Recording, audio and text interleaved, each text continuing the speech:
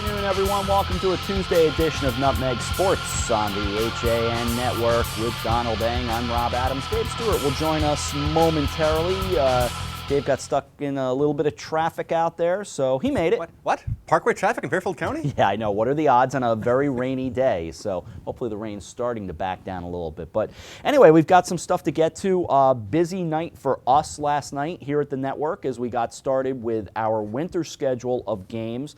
A doubleheader down in West Haven and, some pretty good hockey. Two games that weren't quite white knuckle, but they were close. They were good games. We saw one game that sat at 2-1 at one point before it got slightly out of hand, and another game that was 2-1, then 3-2, and a late goal made it 4-2. But anyway, we're talking about both first Staples West and Shelton and Amity, followed by Notre Dame of West Haven and New Canaan. So a little bit of matchup between the FCAC and the SCC, and it's great to see.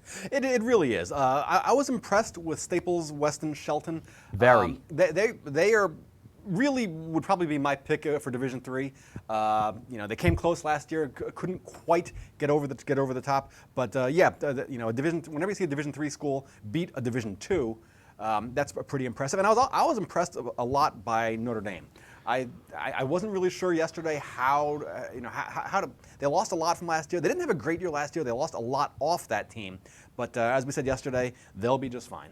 Doug Caliendo of Notre Dame West Haven really impressed me. Sam New of Staples really caught my eye. I thought they were both outstanding. And Amity's got some things they can work with. They've got to build. New Canaan, I think, is closer than Amity, would be my take on it. New Canaan's young. They just got to fix a few things, and I think they'll be okay. Are they going to dominate? Well, no, I don't think they're going to dominate, but I think they're going to be just fine. Right. And I think Notre Dame also, when you look at the box score, getting scoring from 6 different players in a 4-2 win. So the assists and the goals, 6 different players tallying points for the Knights.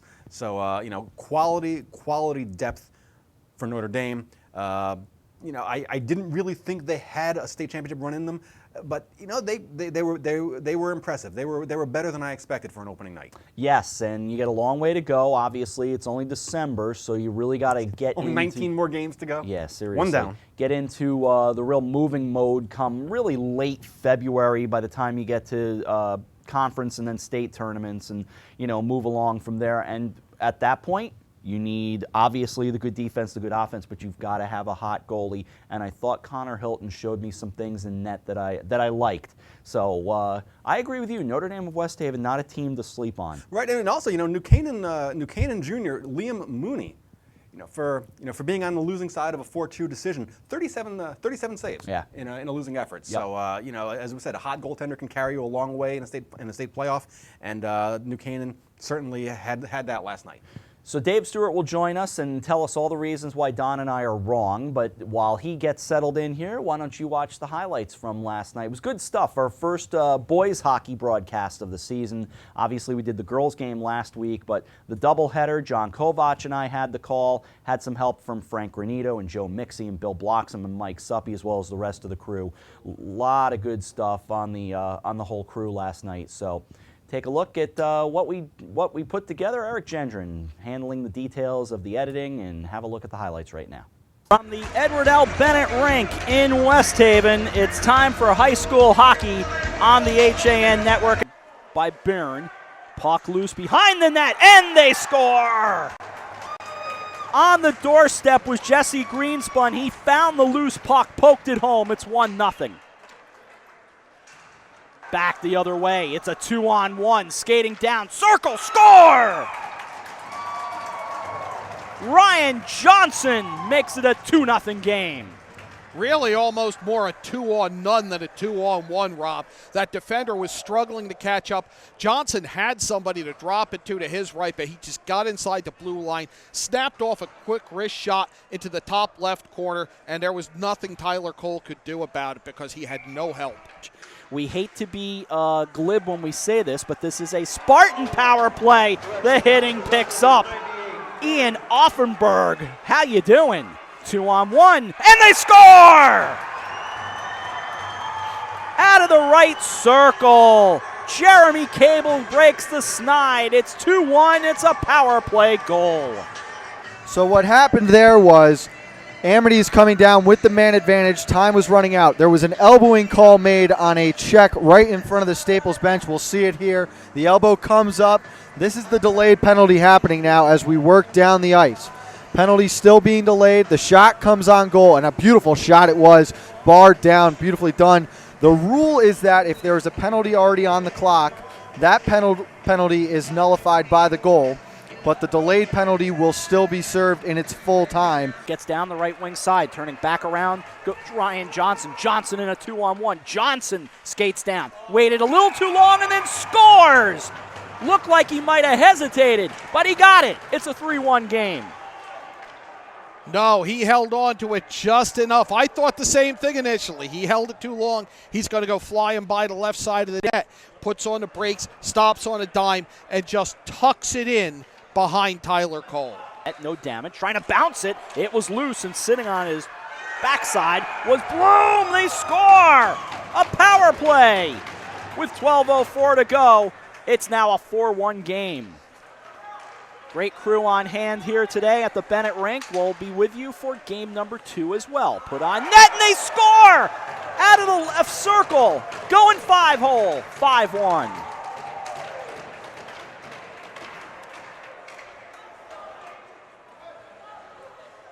Tyler Cole there. Off the face-off, and that's it.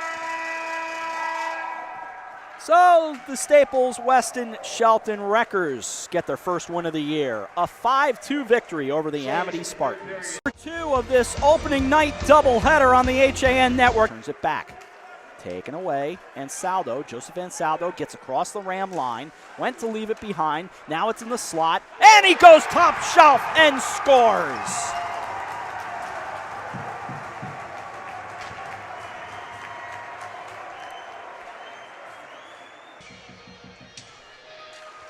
Marciano was there for the draw. Off the draw, blast coming. Caliendo just inside the blue line.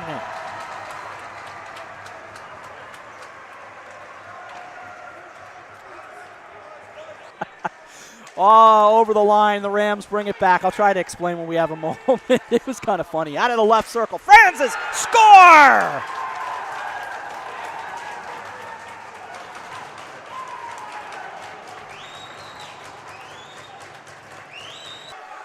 Taken by the Knights. They'll control it there. Working along is Joseph Ansaldo out of the circle. Looking to put it out in front, and they score!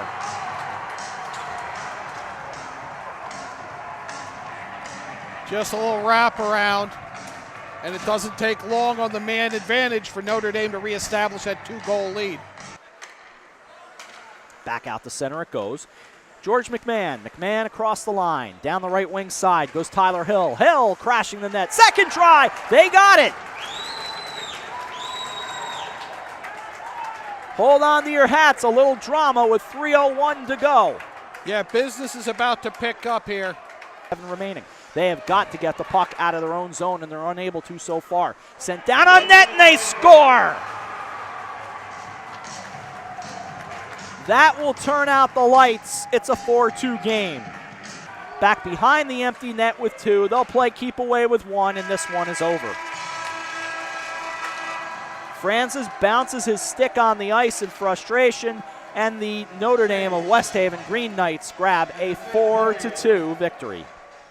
Certainly for the Rams, you got to sense a little bit of frustration on opening night as Dave Stewart does join us. And Dave, what was the reaction you got from the Rams after the game? You know, they were down because they lost, but they were also, they saw some positives in there. Talking to Pat Gore afterwards, and he's saying, well, he never wants to lose a game, but if they play like they did at times last night, he'll take it. You know, they're a young team. They're learning their way. They've got a lot of new people. Even the people who have been on the team are in new roles and taking on a bigger, more important, you know, they're bigger to the team this year.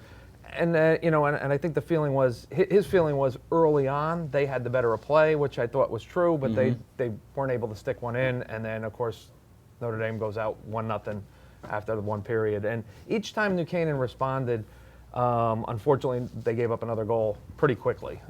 One on the power play. They took a penalty on a hooking call, and then late in the game to put it away. Before you got here, I said that my thinking is that New Canaan, they're young. If they fix some things, they'll be fine. That they're not going to dominate. What's your assessment of the Rams? Well, another thing Pat Gore said last week, he was saying it's not a matter of if, but when. So he's got there's a lot of talent on that team. You got to figure there's a few freshmen on there. Gunnar Granito was in there. Shane Pickering was out there, and some kids who are sophomores who may not have played varsity last year.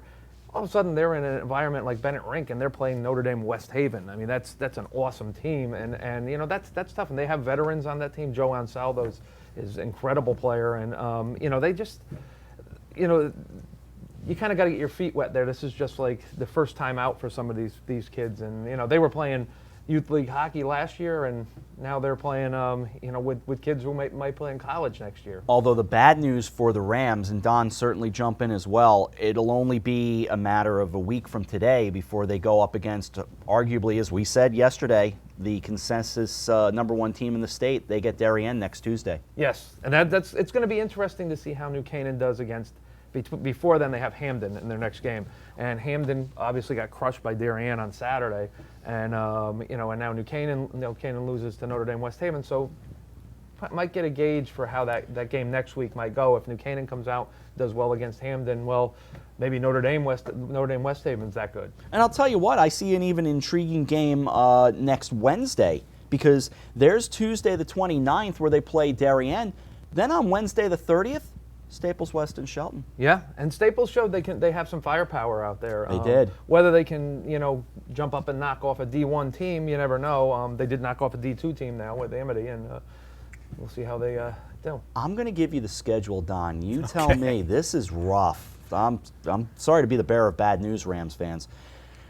Notre Dame West Haven last night, we already know, 4-2 final score. Hamden on Wednesday.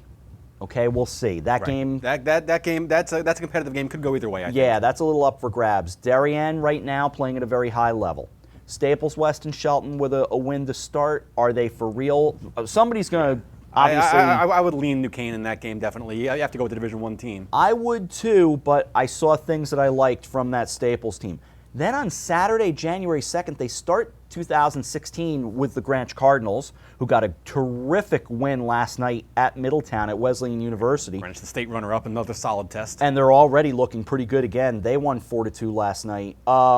Then Ridgefield at the Darien Ice Rink, and then Notre Dame Fairfield, and Greenwich all over again. And there are good things about Fairfield Ward Ludlow this year as well.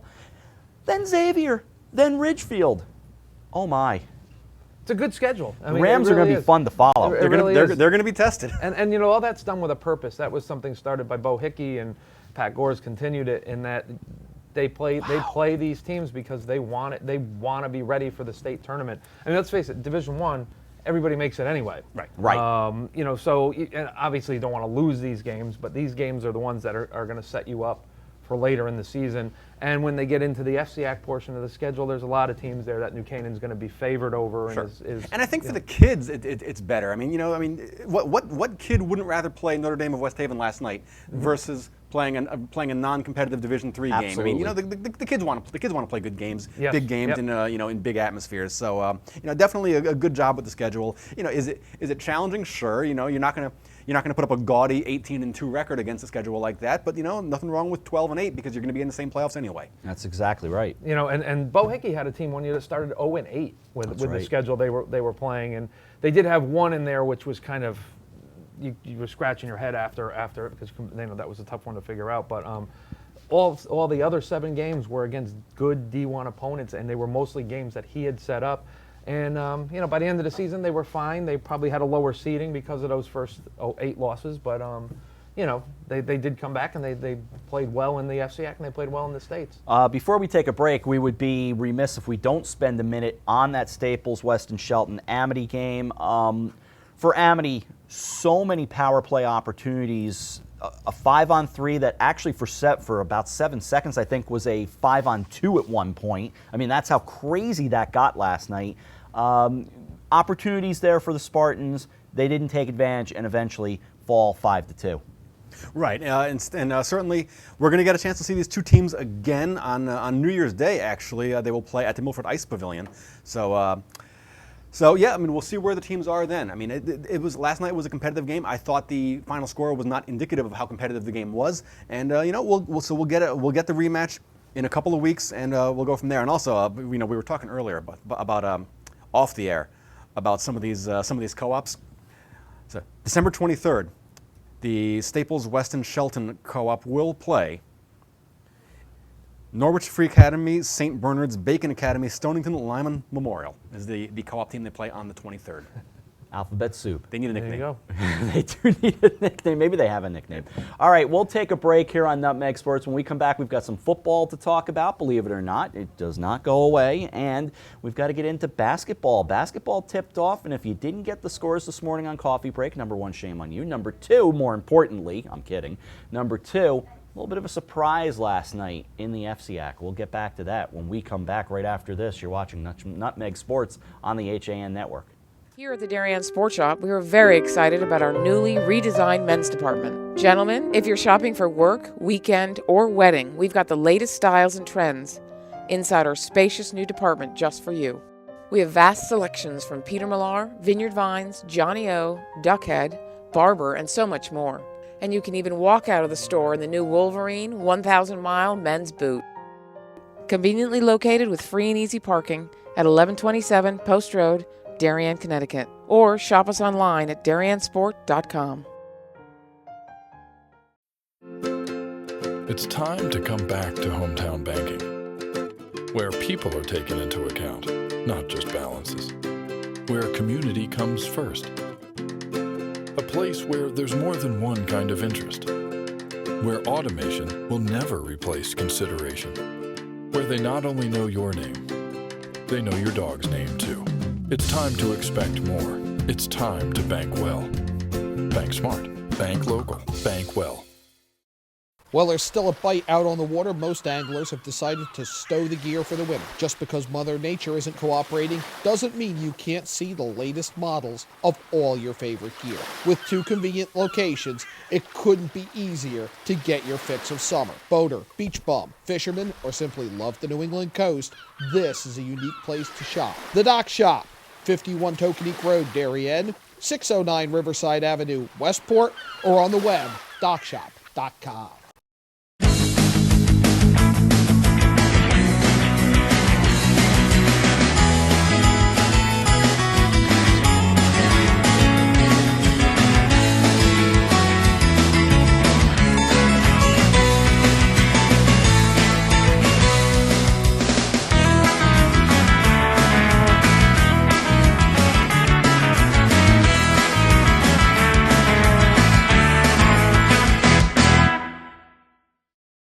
I'm Kate Chaplinsky. Join us for Coffee Break, weekdays at 11 to get the latest Connecticut news, weather, high school sports, and more.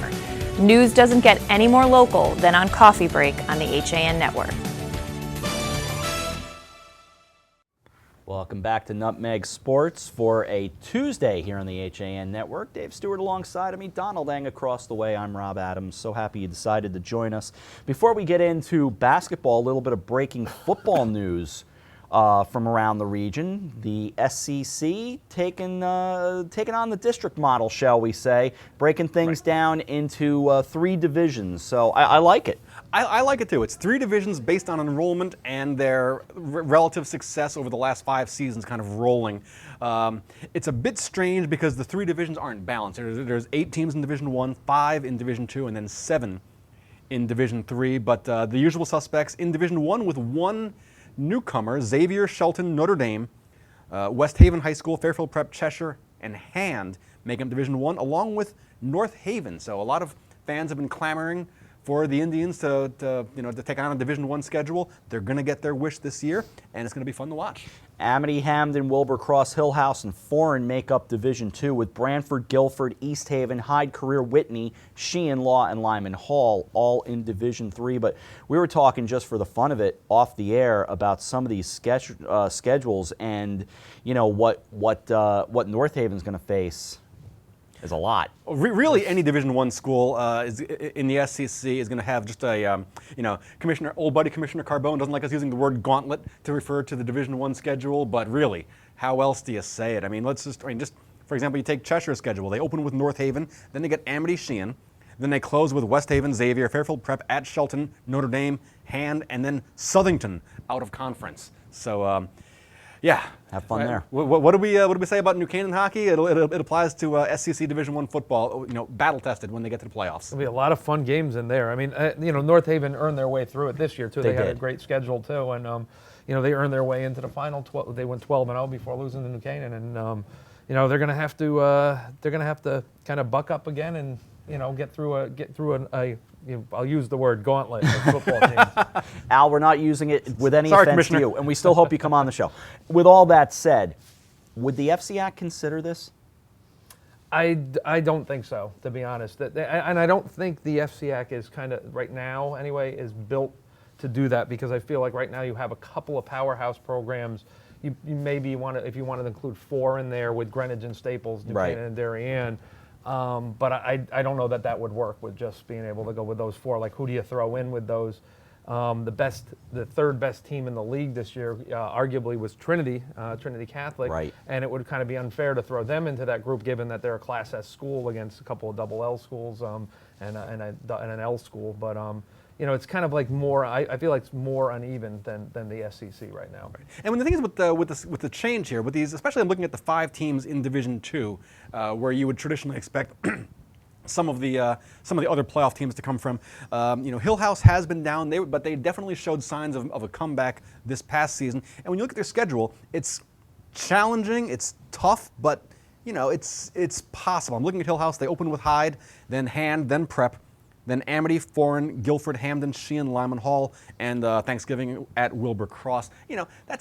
That's a decent schedule. You would say, you look at that and you say, okay, there's 2 or 3 tough games, 2 or 3 they should win, and then the rest are kind of toss-ups, and isn't that why you play? That's that you have a challenging schedule, but one that's not impossible like they've traditionally given, like some of these other schools have gotten, unfortunately, when you have leagues that are a bit top-heavy.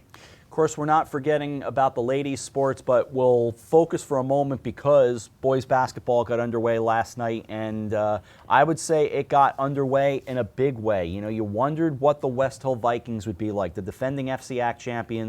They get off to a little bit of a surprising start against Joel Barlow, the Falcons, last night. Yeah, it's new season. Everything takes on a life of its own when you start the new season, and feel like, and obviously it's early, so it's like one game. What can you tell? Absolutely, absolutely. You're not going to get a whole lot out of one game, but you're going to get something. You're going to get an idea for what your team is in terms of certain facets of it. But you're right. Overall, you can't judge it off one game. It's just not possible. Yeah, you always wonder: is a team that good or is another team that bad? Right. And when the same thing with New Canaan and Notre Dame last night.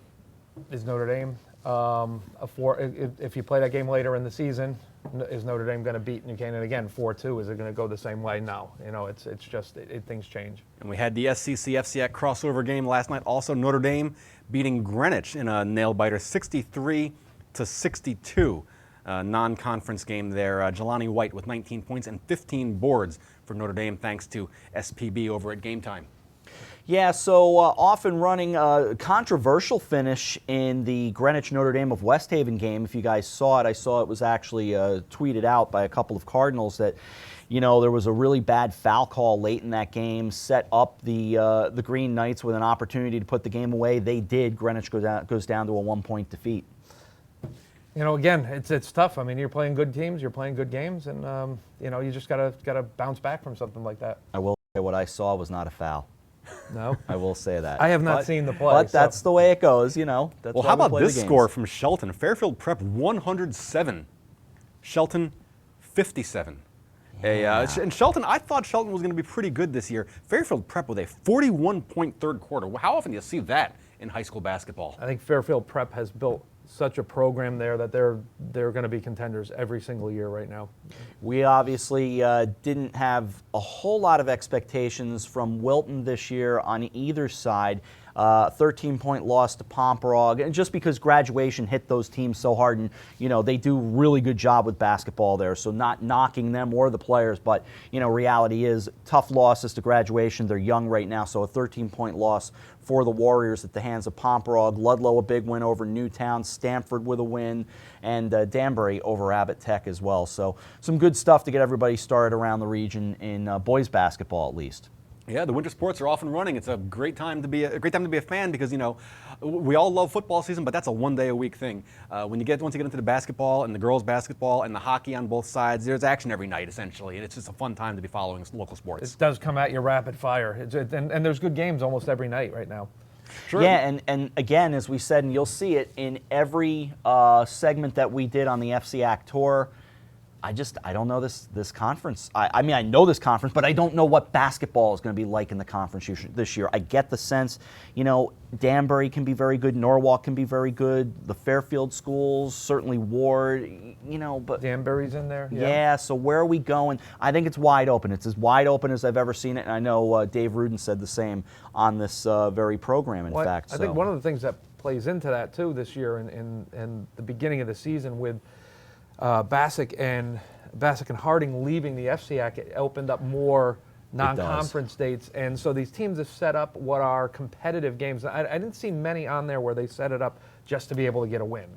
It looks like they set up competitive games. I know New Canaan's going to have 2 against Trumbull and 2 against Staples this year on the boys' side, and they hope to be competitive in those. And they're playing, I believe, in the Shelton tournament this weekend. They're going to start next week. Right. They're going to start with Berlin. So and the 2 Fairfield schools traditionally play the Fairfield SCC schools. The 2 Fairfield high schools typically play in the prep tournament against Fairfield Prep and Notre Dame of Fairfield. So it's fun because you have these competitive early season matchups, and before you get into the meat of conference play to kind of get a handle on where the teams are as they start the conference play. Well, it's nice to have those open dates because you're going to see that again in the spring with baseball and softball, and it'll be intriguing to see what baseball games are set up.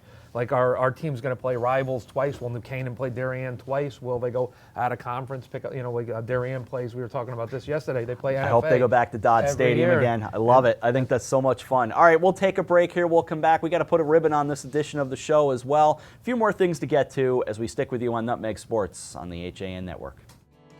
Denali is your outdoor retail destination in the Westfield Trumbull Mall. For the last 21 years, we have carefully selected clothing, footwear, and gear from a variety of the best outdoor brands, such as the North Face, Patagonia, Vineyard Vines, UGG, Merrell, GoPro, New Balance, and many more. Our stores have a friendly, knowledgeable staff to help you with all of your running, hiking, and cold weather needs, and in discovering all things outdoorsy and awesome. Visit us in the Westfield Trumbull Mall or online at DenaliOutdoor.com.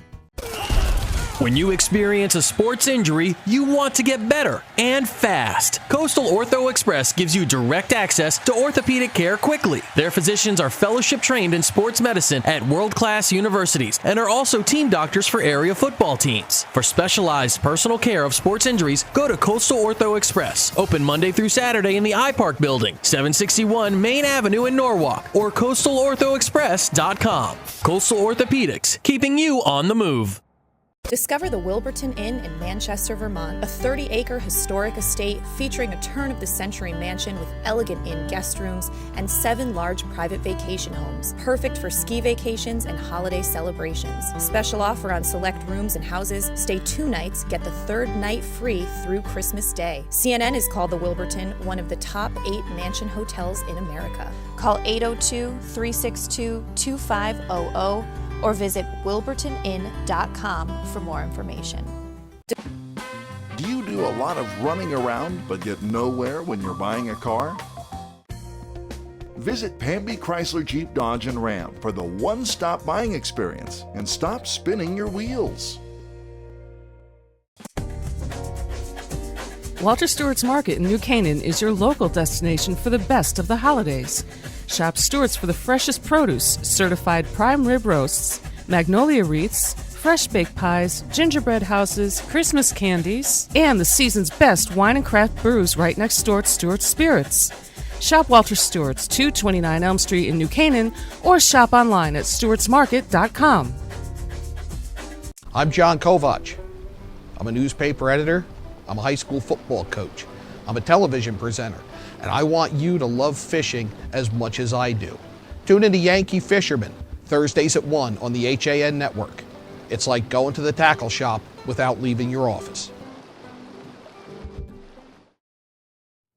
Welcome back to Nutmeg Sports for Tuesday. By the way, Yankee Fisherman tomorrow will air tomorrow at 1 o'clock, not Thursday. Of course, Thursday being Christmas Eve. The broadcast schedule being as such that we'll be back tomorrow with a program. We'll also have, of course, coffee break at 11 o'clock. And then, as I mentioned, John will do Yankee Fisherman tomorrow instead of Thursday. Thursday, Friday will be kind of quiet around these parts. You know, I've never fly fished in my life, but I find those demos that John does on Yankee to be just absolute riveting television or just video. I could watch guys tying flies all day long. I have no idea what it is about it, but I just find it fascinating. That 45 minutes that my son spent in Vermont doing fly fishing in the demo that we ran right here on the HAN Network, that's 45 minutes more than I've ever fly fished. I totally agree. It's mesmerizing, and I don't fish. It's like meditative almost. Just watching someone tie a fly. I can't explain about it. Yeah, it's great. No, it just brings back good memories of for me, a good trip up to Vermont back in August. Anyway, a few more things to get to from girls basketball. We had a pretty nice game. First of all, terrific finish to a game last night. A little bit of an upset for sure. Trumbull knocking off Ridgefield 41-40, a three-pointer by Taylor Brown with 3 seconds remaining in the game. And I think the most remarkable thing about it was that Trumbull was up on them. Ridgefield came back, and usually when the favored team comes back like that and gets ahead, they hold on to win. But Trumbull was able to respond and take the win. You know, I mentioned this back on coffee break this morning, and I said it off the air to everyone who was here in the studio. I hate seeing scores like St. Joseph over Central 46-14 or Trinity Catholic getting blasted by Staples 61-29. I mean, we have a job to report those scores, but they don't do anybody any good. It's unfortunate. There's been a few scores like that over the last few years too, and it seems to be, the gap seems to be widening, and I think it's unfortunate that some teams seem to be sliding backwards rather than teams actually getting better. You have your elite teams, you have your Greenwiches, your Ridgefields, your Trumbulls you got to throw in there, and but there seems to be a dearth of scoring at some point. A dearth indeed. Okay, let's spin back to hockey to finish things up today. And speaking of scoring dearths, well, do we really want to bring this up with Don in the room?